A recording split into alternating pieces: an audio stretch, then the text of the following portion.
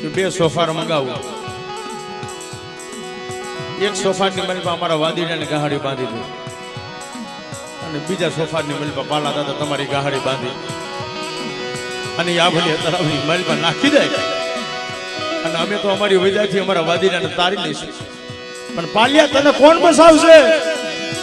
મારી દેવી સિવાય જગતમાં કોઈ મને તારે નહીં.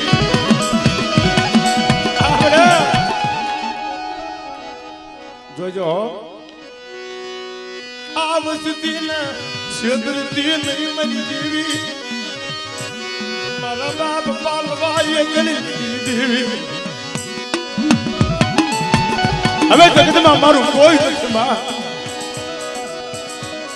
આ બોલ્યા તળાવની મલમાં ગામડી બાંધી મારા બાપ પાલને નાખી દીધું.